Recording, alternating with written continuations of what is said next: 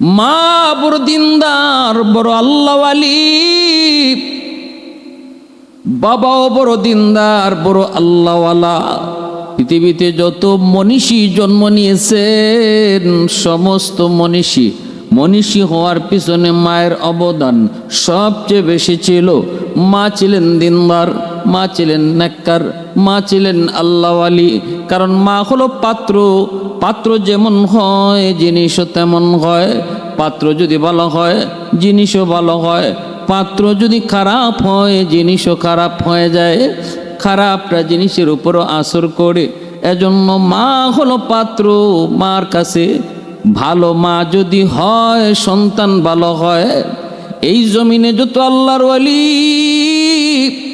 এই জমিনে যত আল্লাহর ওয়ালি অতিবাহিত হয়েছেন, এখনো আছেন রে যুবক, প্রতি আল্লাহর ওয়ালি হওয়ার পিছনে সবচেয়ে বড় অবদান খুঁজে পাওয়া যাবে মার। শাহজালাল মজরুদিয়ামুনি শাহপরান রহমতুল্লাহ গেলে, বড় পীর আব্দুল কাদের জিলানী,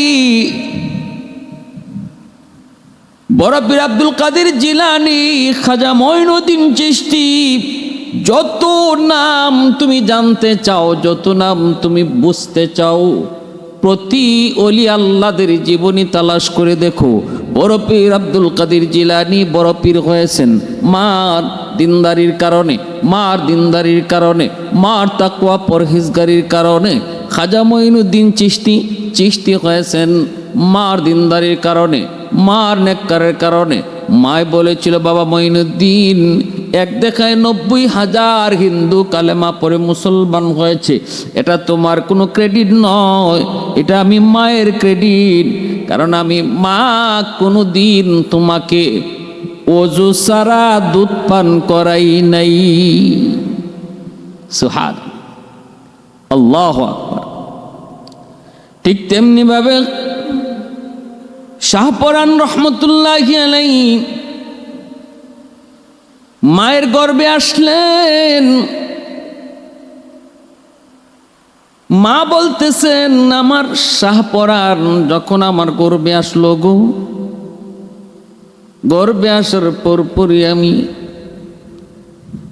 শেষ রাতে তাহাজ্জুদের নামাজ পড়ে জিকির আজকার করে যখন একটু ঘুমাইলাম, ঘুমের করে স্বপ্নে দেখি আকাশে একটা উজ্জ্বল তারকা, এত আলো এত আলো, ওই তারার আলোটা আমার ঘর ভেদ করে আমার উপরে এসে পড়ছে। যেন চাঁদের আলোর চেয়েও এই তারার আলোটা অনেক বেশি, এত ঝলমল এত ঝলমল। আমি ওই তারার আলোতে যেন আমি তার মুগ্ধ হয়ে গেছি। ওই অবস্থায় আমি তাকায় রইলাম। হঠাৎ করে দেখতে পেলাম একজন আল্লাহওয়ালা, একজন বহুত বড় বুজুর্গ, একজন বহুত বড় দরবেশ। ইনি আমাকে বলতেছেন, মা গো, তুমি কি তারাটা চাওনি? আমি বললাম, চাইলেই তো হবে না, চাইলেই তো সব পাওয়া যায় না। ইনি বললেন, তুমি যদি চাও আমি ব্যবস্থা করব। ইনি বললেন, কে না চায়? হ্যাঁ, আমি এই তারকাটা চাই। এই কথা বলা মাত্রই ওই আল্লাহর ওয়ালি দরবেশ আঙ্গুল দিয়া আকাশের ওই তারাটাকে ইশারা করলেন। ইশারা করা মাত্রই সাথে সাথে আকাশের ওই ঝলমলে তারকা শাহপরান রহমতুল্লাহি আলাইহির মা বলতেছেন, আমার কোলে আয়েশা তারকাটা বসে পড়ল। मैं तौलिब मौला हूँ मेरे इश्क निराला, मैं तौलिब मौला हूँ मेरे इश्क निराला, है जुमला जहाँ जिनके तजल्ली से उजाला, है जुमला जहाँ जिनके तजल्ली से उजाला, मा दरुद जगा गैर खुदाया और नदारम, जुज़ याद खुदा ही चिदिगुर कार नदारम, जुज़ याद खुदा ही चिदिगुर कार नदारम। আমার বাইরা বন্ধুরা, যুবক, এবার একটু দিলটা নরম করে কথাগুলি বুঝো। এই জমিনে আল্লাহ পাক রব্বুল আলামিন ওলি আল্লাহ যুগে যুগে জন্ম দিয়েছেন যেন আমরা আমাদের জীবনটাকে তাদের মতো করতে পারি। চোখের সামনে প্রতি সময়ে সময়ে প্রতি যুগে যুগে আল্লাহ পাক ওলি রাখছেন, তোমার সমাজও ওলি রাখছেন। তুমি তালাশ করো না, তুমি তালাশ করে বের করো না, সেটা তোমার অপরাধ। সেটা তালাশ করে বের না করা সেটা তোমার ক্ষতি, তোমার কমতি। কিন্তু আল্লাহ পাক যুগে যুগে এমন কোন যুগ আল্লাহ মানুষের সামনে দেয় নাই রে, যেই যুগে কোনো একজন ওলি নাই, যেই যুগে আল্লাহ পাকের কোনো একজন কুতুব নাই। ভাইয়েরা বন্ধুদের জন্য বলতেছিলাম, একটু শোনো। শাহপরান রহমতুল্লাহ গেলের মা বলতেছেন, আমি দেখতে পেয়েছি ওই রাতের স্বপ্ন। দরবেশ দেখলেন, দরবেশের কাছে বললাম, আকাশের ওই উজ্জ্বল তারকাটা আমার কাছে চলে আসলো। সেদিন থেকে এমন প্রতি রাত আমি কোনো না কোনো আজব স্বপ্ন দেখতাম। ফজরের পর স্বামী যখন ফজরের নামাজ পড়ে আসলেন, স্বামীর অপেক্ষায় আমি বসা, সব সময় চিন্তায় মগ্ন রয়েছি। ফজরের নামাজ পড়ে আমি মুসল্লায় বসে রয়েছি, আজকে কি স্বপ্ন দেখলাম স্বামীকে সেটা বলবো। স্বামী যখন ফজরের নামাজ পড়ে করে ঢুকছেন, স্বামীকে যায় নামাজে বসে বলতেছি, স্বামী গো, আজ আমি একটা অবাক স্বপ্ন দেখেছি, অবাক করে স্বপ্ন দেখেছি গো স্বামী। স্বামী বলতেছে, কি বলো? কয়, দেখেছি এমন আকাশে একটি উজ্জ্বল তারা ঝলমল ঝলমল করে, সেই তারাটা একজন দরবেশ ইশারা দিয়া আমার কুলে এনে দিয়েছে, আমি দেখেছি। এই কথা বলতেই শাহপরান রহমতুল্লাহ গেলির বাবা বলতেছেন, বিবি গো, এমন একটা স্বপ্ন আজ রাত আমিও দেখেছি। স্বামী স্ত্রী দুজন একই স্বপ্ন দেখছেন। কেমন মা কেমন বাবা? বাবা বলতেছে, বিবি গো, আমি নিজে এমন দেখেছি, মনে হয় আল্লাহ পাক তোমাকে আমাকে কোনো আমানত দিবেন গো। আল্লাহ পাকের পক্ষ থেকে কোনো আমানত আমাদের কাছে আসবে। বিবি, সন্তান আল্লাহর দেওয়া আমানত, ভালো করে খেয়াল রাখবেন। সন্তান আল্লাহর পক্ষ থেকে দেওয়া আমানত, আর আমানতের বস্তু নিজের মর্জি মতো ব্যয় করা যায় না। আমানতের বস্তু যিনি দিছেন সেই মালিকের মর্জি মতো ব্যয় করলে আমানতদারি রক্ষা হয়, আর নিজের মর্জি মতো চালাইলে আমানতে খেয়ানত হয়। নবীজি বলেন, আমানতে যে খেয়ানত করব মরণের সময় ঈমান সাথে যাবে। এজন্য আমানত খেয়ানত, লা ঈমান লিমাল্লা আমানাত লা, ইযা যুজ্জিআতিল আমানাতু ফান্তাজিরিস সাআ। আল্লাহ রাসূল বলেন, আমানতদারি যার নাই তার ঈমান নাই। তার মানে ধমকি, আমানতদারিতে যে বেশি খেয়ানত করব, ধারণা করা যায় মৌতের সময় ঈমান সাথে যাবে না। এজন্য সন্তান আল্লাহর পক্ষ থেকে দেওয়া আমানত। এই সন্তান যারা পাইছে, আল্লাহর মর্জি মতো সন্তানকে লালন পালন করতে হবে, তাহলে আমানতদারি রক্ষা হবে। আল্লাহর মর্জি মতো তারে লেখাপড়া করাইতে হবে, আল্লাহর মর্জি মতো তারে পোশাক আশাক করাইতে হবে, আল্লাহর মর্জি মতো তারে খাওয়া দাওয়া করাইতে হবে। হারাম খাওয়া সন্তানকে খাওয়ানো যাবে না, সুদের টাকা দিয়ে সন্তান লালন পালন করা যাবে না, ঘুষের টাকা দিয়ে সন্তান লালন পালন করা যাবে না, চিটারি বাটপারি কইরা সন্তান লালন পালন করা যাবে না। এটা আমানতে খেয়ানত হবে। কিয়ামতের ময়দানে সুদকুর, ঘুষকুর আর চিটার বাটপারের সন্তানরা হাসরের মাঠে আল্লাহর আদালতে বাপমার বিরুদ্ধে মামলা দিবে, আল্লাহ, আমার বাবা হারাম টাকা ঘরে ঢুকাইয়া আমানতে খেয়ানত করার কারণে আজ আমি বেনামাজি হইছি, আজ আমিও নিজে সুদকুর হইছি, আজ আমি নিজে ঘুষকুর হইছি, কারণ আমার রক্ত হারাম টাকা দিয়া গড়া, আমার যার কারণে আমিও লাইন পাই নাই, আমিও বেলাইনে বেফতে গেছি। এই বদ হারাম জিনিসের বদ আসর আমার উপরে পড়ছে, এর জন্য আমার বাপ দায়ী। আল্লাহ, আমার বাবার বিরুদ্ধে মামলা দিলাম, মার বিরুদ্ধে মামলা দিলাম। এজন্য প্যারে হাজিরিন, হাসরের মাঠে বহু সন্তান বাপ মার বিরুদ্ধে মামলা দিবে শুধু আমানতে খেয়ানত করার কারণে। ভালো করে বুঝবেন, কলিজার টুকরা সন্তান, যেই সন্তানের জন্য তুমি দিনকে রাত বানাও, রাতকে দিন বানাও রে যুবক, রক্ত পানি করে তুমি সন্তানের ভবিষ্যৎ নিয়ে কল্পনা করো। যদি তুমি ওই সন্তানের আমানতদারি রক্ষা না করো, তাহলে এই সন্তানই কিয়ামতের ময়দানে তোমাকে আমাকে আল্লাহর আদালতে আসামি বানায় দিবে। বিন্দু পরিমাণ দরদ দেখাবে না বাবার প্রতি, বিন্দু পরিমাণ দরদ দেখাবে না মায়ের প্রতি। কিয়ামতের ময়দান সবাই নিজের চিন্তা নিয়ে ব্যস্ত থাকবে। কে কারে দোষী বানাইয়া নিজে নির্দোষ হইতে পারে। সন্তান বাপ মারে দোষী বানাইয়া নিজে নির্দোষ হতে চাইবে, মা সন্তানকে দোষী বানাইয়া নিজে নির্দোষ হতে চাইবে। বিন্দু পরিমাণ কেউ কাউকে মায়া দেখাবে না। ইয়াউমা ইয়াফিরুল মারউ মিন আখিহি ওয়া উম্মিহি ওয়া আবিহি ওয়া সাহিবাতিহি ওয়া বানিহি লিকুল্লি ইমরিইম মিনহুম ইয়াউমাইযিন শা'নুন ইউগনিহি। পরিষ্কার আল্লাহ পাক এই জায়গায় ব্যক্ত করে দিয়েছেন, কেউ কাউকে দরদ দেখাবে না, কেউ কাউকে মায়া দেখাবে না। শাহপরান রহমতুল্লাহি আলাইহির বাবা ওনার মাকে বলতেছে, বিবি গো, আল্লাহর কাছে দোয়া করো, হয়তো আল্লাহ পাক তোমাকে আমাকে বহুত বড় একটা আমানত দিবে গো। কারণ যে স্বপ্ন তুমি দেখেছো, এই স্বপ্ন আমিও আজ রাত দেখেছি। ভাইরা বন্ধুরা, তনুজন মা বাবা আল্লাহর কাছে কান্নাকাটি করেন, দিন যায় রাত যায় আল্লাহর কাছে কান্নাকাটি করেন। এইভাবে 10 মাস 10 দিন যখন পার হয়ে গেল, যেই রাত্রে শাহপরান রহমতুল্লাহি আলাইহি তিনি দুনিয়াতে আসবেন, ভাইরা বন্ধুরা ফজরের সময়, তাহাজ্জুদের সময় ওই অবস্থায়ও তিনি যখন ভাইরা বন্ধুরা ব্যথা শুরু হলো, মা তিনি অনুভব করতেছেন। তখনও তিনি ঝাপসা চোখের সামনে দেখতে পেলেন ভূমিষ্ঠ হওয়ার আগ মুহূর্তে আকাশের একটা বরফ ঢুকে পড়ছে।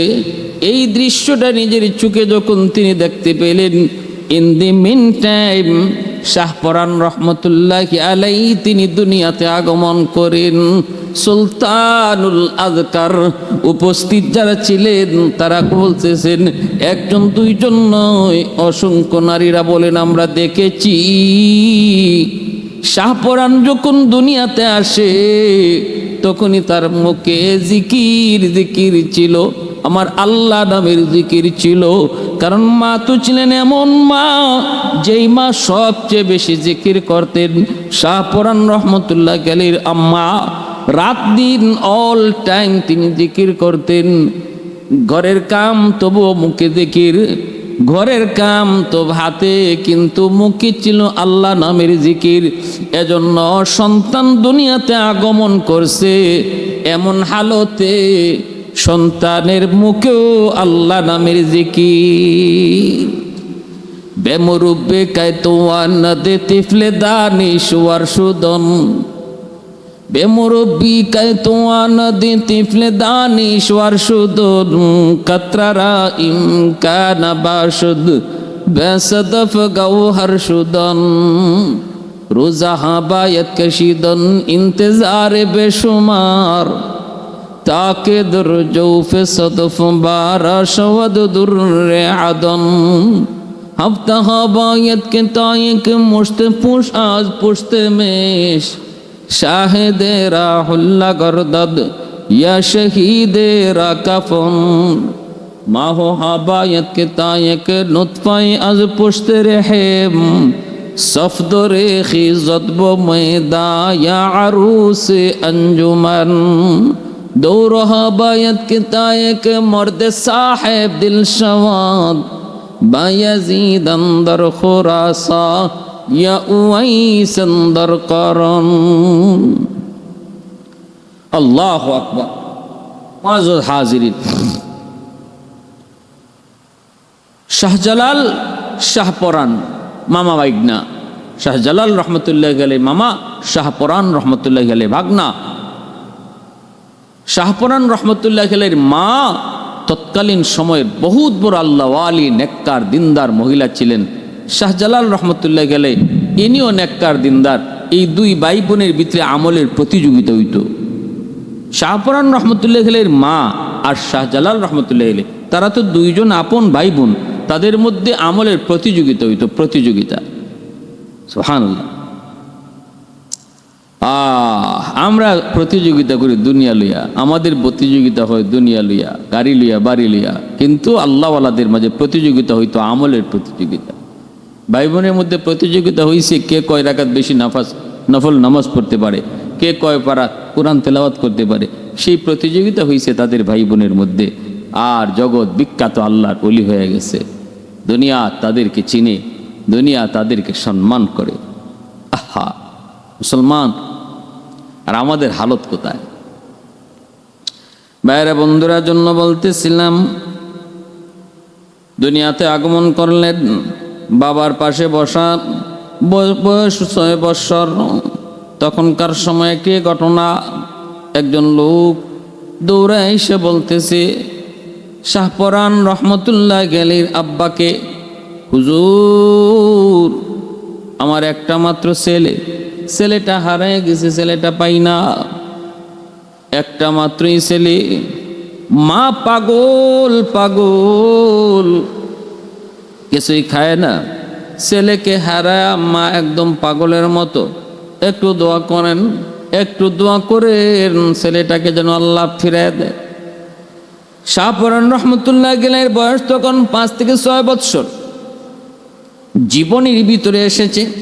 তিনি ওই সময় ওই লোকটারে বলতেছেন, যান আপনি বাড়িতে যান, যা সন্তানের জন্য খাবার রেডি করেন, রেডি করা শেষ করতে করতে আপনার সন্তান হাজির হয়ে যাবে ইনশাআল্লাহ। বাবা অবাক হয়ে গেলেন, বাবা শাহপরান, এ বাবা এটা কেমন করে সম্ভব? তুমি এটা কেমন করে বললা? কেমন করে তুমি জেনেছো? কেমন করে তুমি মেন্টের জেনেছো?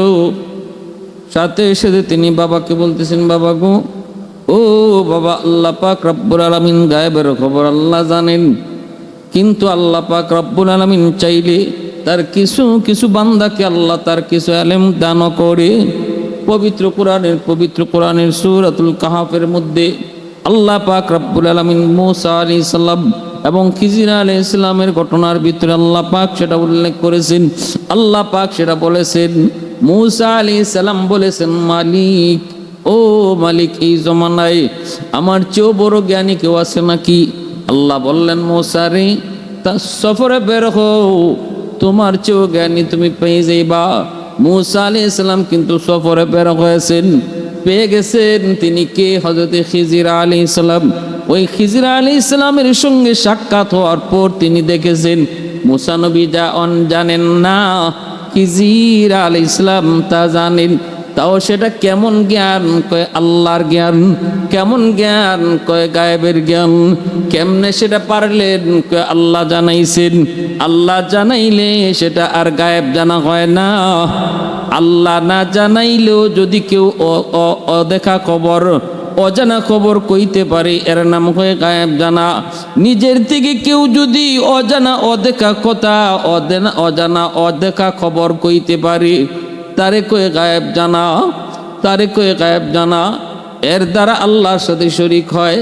কিন্তু যদি আল্লাহ কাউকে, আল্লাহ নিজে কাউকে গায়েবের খবর জানায়, তখন আর সেটা নিজে থেকে গায়েব জানা হয় না, তারে আলিমুল গায়েব বলা যায় না। ভাইরা বন্ধুরা, আমার নবী, রহমতের নবীকে আল্লাহ পাক মাঝে মাঝে গায়েবের কথা আল্লাহ জানাইছেন। এজন্য নবীকে আলিমুল গায়েব বলা যাবে না, কারণ নবী নিজের থেকে জানেন নাই, আল্লাহ জানাইছেন। আর আল্লাহ যে গায়েবের খবর কয়, এটা আল্লাহরে কেউ জানায় না, আল্লাহ নিজের থেকেই জানে। এজন্য আল্লাহর জানা আর নবীর জানা সমান হতে পারে না।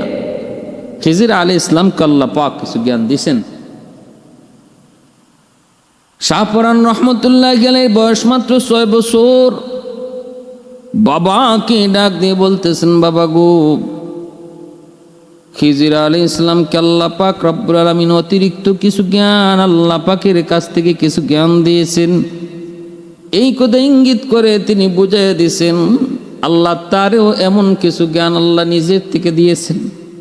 বাবা বুঝে গেছে আমার শাহপুরান আমার সন্তানকে আল্লাহ পাক কিছু মারিফতি জ্ঞান, আল্লাহর দেওয়া জ্ঞান, যেটা কি ইলমে লাদুনি বলে আল্লাহ দিছে।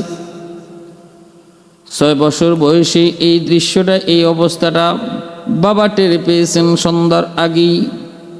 ওই হারানো ছেলে বাবা মা যে খাবার সামনে প্রস্তুত রেখেছে, সন্ধ্যার আগেই সেই খাবার খেয়েছে। ছেলে ফিরে এসেছে, প্রচার হয়ে গেছে। শাহপুরান রহমতুল্লাহ গেলি ছোটকালই সেই বুজুর্গ 10 বছর বয়সে বাবা জিহাদের ময়দানে গিয়ে শহীদ হয়ে গেলেন। 10 বছর বয়সে আল্লাহর ওলি শাহপুরান রহমতুল্লাহ গেলি বাবা হারাইলেন। মা কান্নাকাটি করে মাকে বলতেছে, মা গো কেন কাঁদো? মা কই, বাজান আমি তো আনমনা হয়ে আছি, তোমার চিন্তা করে রে বাজান। কোথায় তোমাকে লেখাপড়া করাবো, কেমনে তোমাকে লালন পালন করব? আমি একজন নারী দুর্বল, কোথায় তোমারে নিব, কোথায় কি পড়াবো, এই চিন্তা করে মায় কান্না করি। শাহপুরান রহমতুল্লাহ গেনি তখন কই, মা গো এটা ঠিক না, মা আব্বা দুনিয়াতে নাই, এজন্য আপনি কান্দেন। আমার মায়ের নবী জন্মের আগেই তো বাবা হারাইছে। আমি তো 10টা বছর পর্যন্ত বাবা পেয়েছি, বাবার আদর পেয়েছি, কিন্তু রহমতের নবী তো জন্মের আগেই বাবা হারাইছেন। আব্বু ডাকের ভিতরে কেমন মজার নবী তো জানেন না। পৃথিবীতে এমন কত সন্তান এতিম বাবা হারাইছে, তাই বলে তাদের জীবন থেমে থাকে নাই। আল্লাহ পাক তাদের জীবন চালাইছে। আল্লাহ পাক মানুষকে চালানেওয়ালা। তুমি কি আমার বাবার উপরই আমার জীবন, বাবার হাতের মধ্যেই তুমি কি মনে করো গো মা? আমার জীবন ব্যবস্থাটা তো বাবার হাতে নয়, আমার মালিকের হাতে। বাবা না থাকলেও আল্লাহ চালা।